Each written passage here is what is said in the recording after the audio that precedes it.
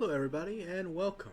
In today's video, I want to discuss the things that have been changed on the European continent with the new DLC.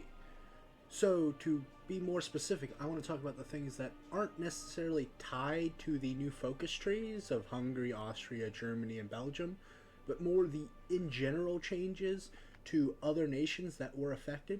The only thing realistically that is kind of affected by the new focus trees is the Austria-Hungary mechanic, because it affects some of these other countries and releasable tags.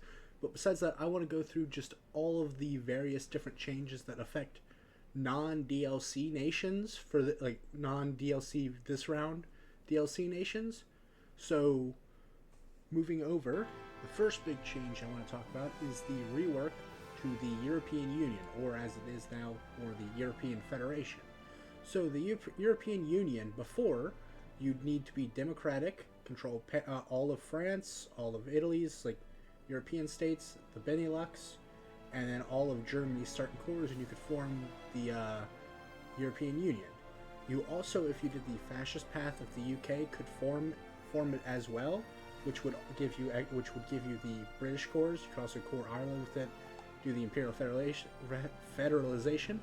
I actually have a clip from that I'll put in here to show that, like, I did the Imperial Federation European Union. I didn't get max cores, but I did get quite a few cores. It's pretty cool.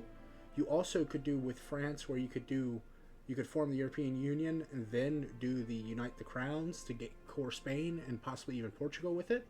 But now a lot of that shenanigans isn't really needed, because now you can just core all of Europe, as you can see, all the way from Istanbul, everything in the Mediterranean, all the way up to the Urals is now coreable. It has various multiple expansion decisions. The first decision is free, and it gives you it's pretty much the base starting formable, which is the same as it originally was. Then you have the Alpine expansion, which gets you cores on Austria and Belgium. You have like the Slavic expansion over here that gives you one. You got a Baltic one, a like Finno-Karelian one, a Nordic one, like a Muscovin, and like a Kuban and Caucasus, and then Balkan, and then Aegean, and then an Iberian and a island, like a Isles expansion. It's really good. It is kind of expensive to do. Something interesting I noticed, when you also get a core on Greenland, and you do get a core on Iceland. You actually don't need to control Iceland to get the core. I believe you gain it when you get the Nordic expansion. It, presumably, you might not need Greenland either. You might only need these, and then you get extra cores over here as well, which is pretty good, because Iceland breaks free and Greenland can become controlled by America, so being able to not need them to get cores on this region is pretty nice. Overall, I think it's a very impressive expansion to an already pretty good formable. The only downside I see to it is it kind of takes the little jank funness out of, like, France, like staying independent, doing the start of its monarchist tree, holding out, then getting all the cores, then getting all of the states it needs, forming the formable, then flipping to monarchist and gaining extra cores, because now it realistically isn't that important. But it makes it a lot easier, because that was kind of cheesy and not necessarily the most immersive thing. That was kind of, it was fun, but like that was more of advanced. Most people probably didn't do that. I know I didn't for years, so until Hatless Spider showed off some cool strats to get it to work, which was fun, but I think this is a much better than how it used to be. Flipping over to this save, as you can see, I have Germany completely fragmented. I also have a few other releasables, because with this new DLC, they gave us the ability to fragment Germany without having to do the Napoleonic path, which I think is great, because it gives all of these nations the ability to be released and possibly play as, which is pretty cool. They all act, and in addition to that, they all got unique leaders, most of which have traits. Like you have the Prince Etel Frederick of Prussia. You got this guy, he doesn't have a trait. I think maybe only the Prussian leader has a trait. That's what it looks like. Yeah, I don't believe any of the other ones have said trait. And then you also have the releasables of Kashubia and Silesia, which were from By Blood Alone. They're still here. Prussia does get cores on all of like North Germany, like the old North German Confederation. So it's pretty much everything but Bavaria and Württemberg. I believe they get cores on everything else starting out. So it is while it is slightly weaker than regular Germany, and it doesn't have a tree, there is actually something interesting that I'd like to move over to. Moving over to the Prussian tag, there is a new formable in the game, which is Germany Reunified. Pretty much what this formable does is it has all of the nations of that are releasable from Germany have access to this. I believe Volga Germany also has access. Where would Volga Germany be? I have no clue where it would be. Is it here? Yes, Volga Germany also has a access to this decision, which there is a video. I cannot remember who did it, but he reunified Germany as Volga Germany. Very impressive. I don't have the sanity to do that, but it is interesting. And pretty much the way it works is with 100 political power, you get cores on all of the modern day German states, and then you also get expansions. You can core Luxembourg, Alsace-Lorraine, Danzig and Poznan, East Prussia, as well as didn't mean to click the movie, as well as Memel. You can also core Silesia and the parts that went to Poland. Like, you can core all of the, and also Self-Jutland. You can recore all of the original, like, German Empire states as Germany, as any of the German releasables, which I believe, which is very cool. I said all of them could form Germany, but in fact, Silesia here actually cannot do that, but they have been given access to restoring the Austro-Hungarian Empire, which, while would be a heavy challenge, is actually really cool. I did not know that until I just tag switched over to confirm that Silesia in fact did have it. Continuing with my double check, Kashubia actually does not have access to this formable, making it very irrelevant for some reason. But now Silesia actually is interesting, and you can actually do a Silesian game. And with the slight Silesian uprising in the monarchist civil war, I don't believe you can actually play as that. Like, I don't believe it gives you an option to play as them during that. But you could always just tag switch over and make it more immersive that Silesia rose up during the civil war and then form Austria. That could be an interesting playthrough. So I really do like what they did with this, because they made it where these are not useless nations that you would never want to play.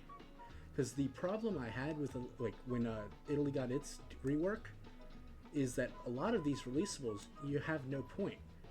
We'll talk about Lombardy in a minute, because it actually now has a purpose, which I'm very happy with.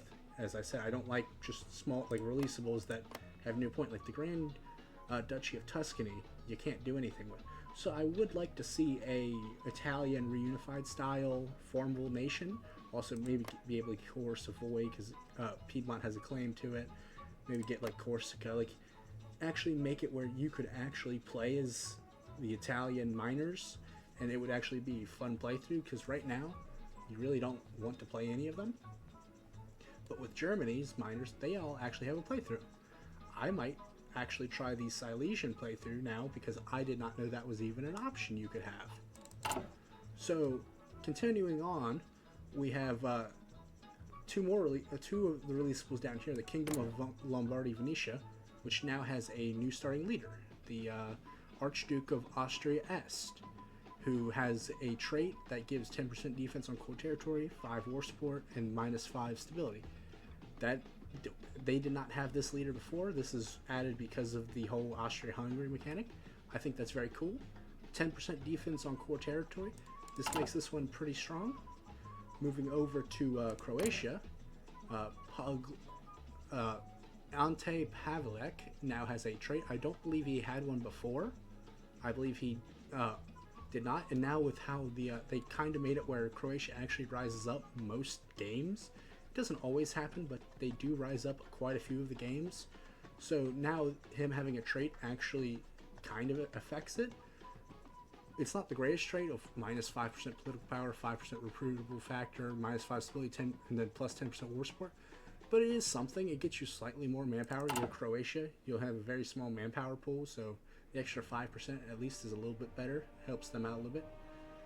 They also really added Slovakia as a starting game releasable. You can't release it as the Czechs, but if you annex the territory, you can release yourself as it.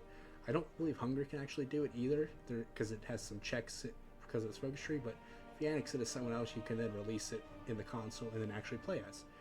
And I'll flash up on the screen, the leader actually does have a trait now, which is interesting. I'm glad they gave traits. I think giving leaders traits is good because it gives a little bit difference than just playing with no trait or with no leader, because like these guys, like there's realistically no difference between any of the other releasables of Germany besides manpower and factories, at least with like the Kingdom of Prussia.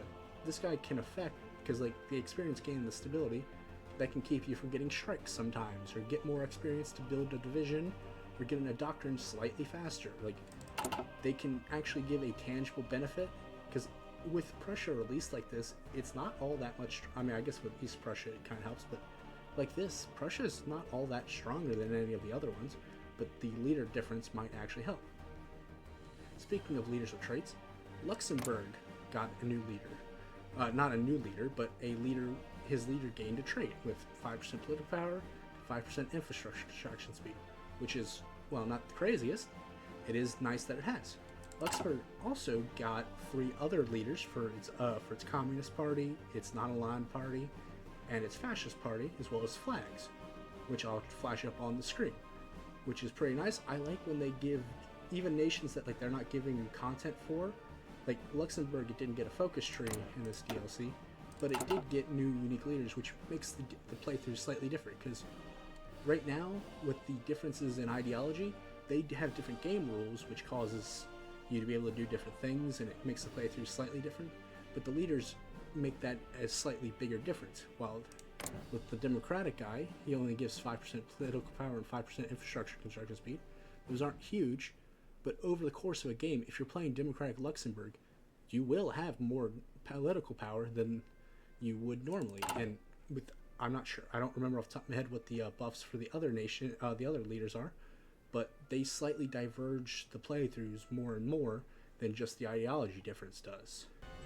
Moving over to this save, as we can see, there has been a very big change to how a lot of Europe can work.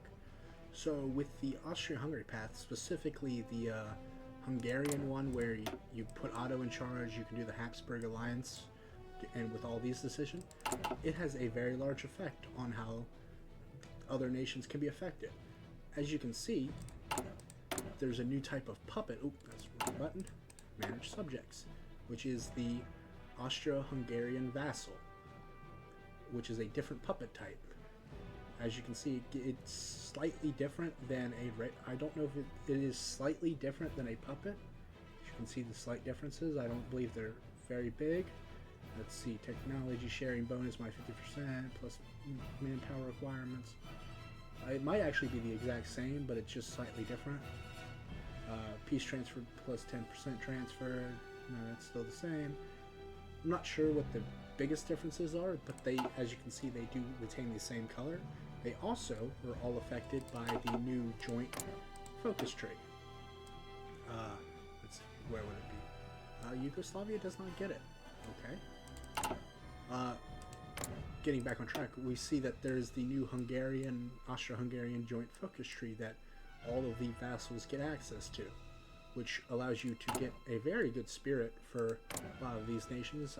They have not gone through a lot of the focuses yet because I just did this with the console, but as you can see, there's many different nations. The interesting thing is that both Romania and Yugoslavia both are considered crown land, are vassal states, but they both don't get access to the joint focus tree, which I thought was an interesting little tidbit to bring up. Something else is that the Albania does get access to it if you do the what's the focus called? Demand the Wheatist restoration. They get cores on Debar and Kosovo, and get access to the joint focus tree, which I think is pretty cool. You also have Montenegro, which gets access to the joint focus tree if they're made into a puppet. Then you have the Kingdom of Croatia, Slavonia, not Slovenia, which has access to the tree. They also get a cool monarchist leader from the House of Habsburg, Joseph Franz, who has the ban of the Great Kingdom of Croatia, Slovenia, which gives him some stability modifier of minus 10%, plus 10 war support, plus 5% defense on core territory. They all, as you can see, they also have a second trait, Blessed Monarch. Now, a lot of these get, not him specifically, but like, that's not a good one to click either. Same with this guy. That is actually from one of the focuses. I believe it's,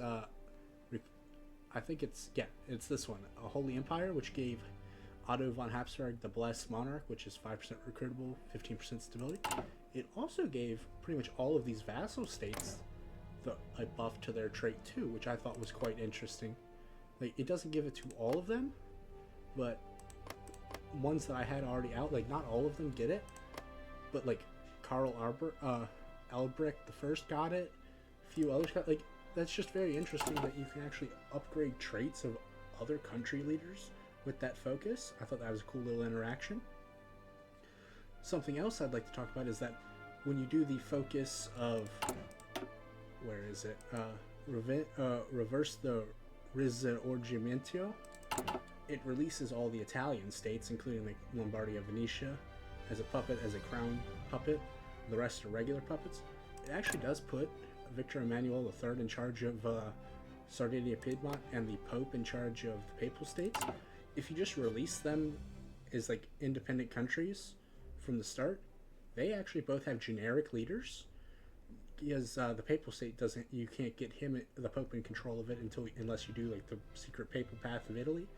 And with Sardinia, Piedmont, Victor Emmanuel is the King of Italy, not the King of Sardinia, Piedmont, so he doesn't stay with Sardinia, Piedmont if you release them. So I thought that was pretty cool that they gave it where they can actually be in charge of these nations. I thought that was very cool. But as you can see, there's a great amount of land you have. We also have a cool thing with this releasable for Ukraine. So with the focus of the Kingdom of Ukraine and restore the Georgian monarchy, you actually get the two releasables. So you have the Kingdom of Georgia, who has George Bagration of Mukharani, who has the Sacred King of 10% stability. He also got the Blessed Monarch buff, but that's not part of his regular trait. We also have the Ukrainian Hetmante, I'm not sure, but you have this leader who is in Kaiserreich, not Kaiserreich, maybe it is Kaiserreich, I don't, like, I've played that Ukraine a few times. It's pretty cool that they actually let him be put in, and he's actually a really good leader. He gives 1% recruitable, 15% defense on core territory, 10% cavalry attack. It's actually not a bad leader. He also, interestingly, gives Ukraine cores on Rostov and Krasnodar, which Ukraine does not have. They also get a core on Crimea. I'm not sure if they start out with one. They might. They still retain these cores as well. So it actually is a buffed up Ukraine, which is pretty cool, because if you manage to break free after this decision, you have a stronger Ukraine than you can actually get regularly, which I thought was something pretty cool. I don't believe, and with the Kingdom of Georgia, if you break free as well, you can form the Caucasus and have an interesting leader, which I thought was pretty cool. Besides that, we have all these other Habsburg leaders, such as Joseph August. You have Albrecht Franz von Habsburg-Lorraine. We talked about Joseph Franz. There's also a couple others. You can actually put a Habsburg in charge of Spain with Karl Pius von Habsburg, who's actually a really good leader, who gets you 1.5 recruitable factor, 5% political power. And, well, currently these are a puppet because I annexed them through with the state transfer tool. And you can actually, if you control all the territory, then do these focuses, it will automatically release them as a puppet with the leader in charge, which I thought was pretty cool. I like that they added that for the way that works out. but you can just send the demand, and they can just put them in charge without having them as your puppet. Like you can put King Albrecht onto the Polish throne and ally them without having them to be puppet, to like annex them and then puppet them and all, which I thought is pretty cool. We also have one more, which is the Third Mexican Empire, which has Maria Josefina Sofia de Iturbini, probably pronouncing that horribly, who has 1.5 recruitable and 15% stability, which is really good because Mexico actually needs stability, because right now they're below 60, which means they will fracture into a civil war eventually if they don't get their stability up. And they like mess with the church and stuff, which the focus tree does. When I did a playthrough, they actually did break into a civil war, because they if you like when you do stuff like this to Mexico, it actually really does mess with their AI and can make them still break into a civil war. But I thought that was pretty cool. She's actually a really good leader for Mexico. Same with the leader of Spain, and you can do this in a multiplayer game and have the Habsburgs, like the Hungary, just sends you the event to get these leaders in charge. They're really good, and you just join the alliance, and you don't become a puppet or anything unless you like already are puppeting them. So I think it's actually really cool because it gives both Spain and Mexico a little buff if Hungary goes alt history, which I thought was pretty cool. I mean, it's very unreliable, but it is something. Besides that, I think that covers most everything else that was changed with the last DLC that doesn't involve the like focus trees. There is a secret leader where you can get like if Russia breaks out into a civil war with, like, I don't know if it's Trotsky or the right opposition, there's like a 33% chance he'll become a leader of Georgia with a shaved mustache, which is pretty funny. But that's just more of a meme thing, not necessarily a drastic change. There's also a few secret leaders for Germany, but that's more tied to their focus tree, so I don't want to get into that. But besides that, that's most of the changes in Europe that have affected. I'm quite amazed with it, because there's a lot of new leaders and a big change to a lot of like releasable tags, which gives a lot more breadth for playthroughs than there used to be. Because now, well, you might not want to do every German releasable. Prussia, at least, would probably be pretty fun. Then you have things like, then you have buffs to like Albania, where they got more cores now because they core Kosovo and Dibar. So now Albania actually has more cores. And when if Italy annexes them and then does like the like where they release them as a puppet state, they gain both of these as cores still too. So Albania can actually get extra cores in multiple different ways now, which is pretty cool. Something I did notice that was pretty weird was that both Bosnia and Herzegovina both are crown colonies. I forgot to check if they are if they have access to the joint focus tree. We can actually check that right now if we just hit play. Rebirth of Austria-Hungary.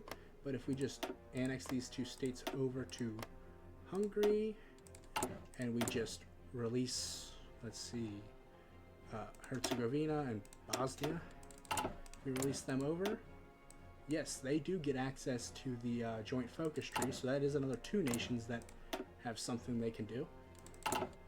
Interestingly, Serbia does not have access to it. If you release Serbia instead of Yugoslavia, in this area, like if we take this state, transfer it over, then go down and release Serbia, retaining our core states, they are not a crown colony, and they do not have access to the joint focus tree, which I thought is pretty interesting. At first, I thought, like, because also Macedonia doesn't have access to it and isn't a crown colony either.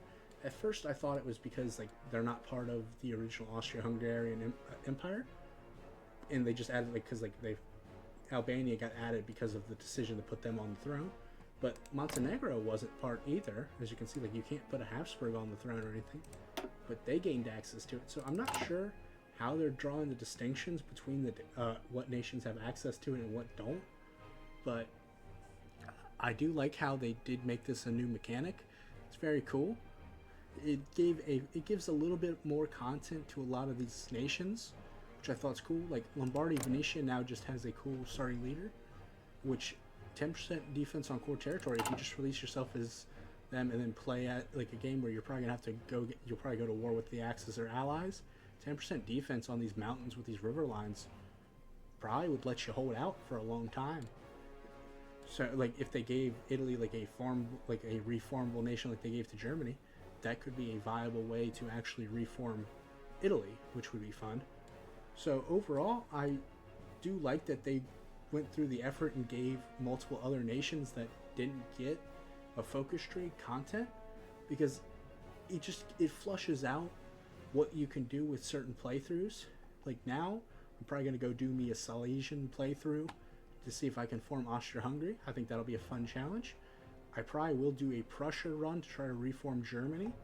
Like, there's multiple things that you couldn't do before that now you can, which I'm very glad they do, because like eventually you can only do all the paths so many times before you kind of are bored. This just gives more content, more spread out. It allows interesting things to happen, so I'm glad about that. To wrap this up, my final thoughts are that I really do hope Paradox continues this trend of adding stuff that isn't necessarily tied to the to like what they're doing with the DLC. I mean, it is loosely like the Habsburgs because of Hungary and like the changes here and such because of the trees and stuff. But I genuinely really like that. Like, these are things that aren't explicitly tied to the trees in the rework. So I just very much enjoy when they do stuff like this. I'm fairly certain a lot of this is just in the base game now. I'm not sure about like Silesia having access or like the new formables, but like the releasables and all that, I'm pretty sure are all part of the now just part of the DLC, part of the base game, which I really enjoy, because it flushes out stuff that you might not always notice, but when you don't get this stuff, it makes the game more bland. So adding more of this stuff going forward, I believe, is in Paradox's best interest, because it really just does improve the quality of the game, in my opinion. It allows for a lot more stuff.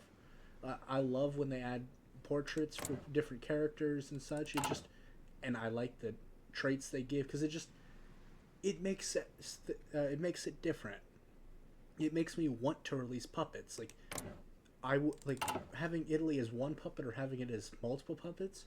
It's actually worse for gameplay to have multiple puppets. But I like the role play here, that like you have all these different puppets, and they have like you put the King of Italy back into Sardinia Piedmont, because that's originally where this royal family is from. Like, stuff like that, I think just makes the game a lot better. Is it the most important? No, but it makes my day. I love seeing things like this where you can get slightly extra cores with this releasable as a puppet. So I like it with like the Romans have that like the Bosphori region, things like that. I think just improve the game so much. In my opinion, even like they're minor, but they make me want to continue to play the game, because it changes things up a little bit. So anyway, I think that's all I wanted to talk about today. So thank you for watching. Remember to like, comment, and subscribe. I would really appreciate it. And I'll catch you in the next one.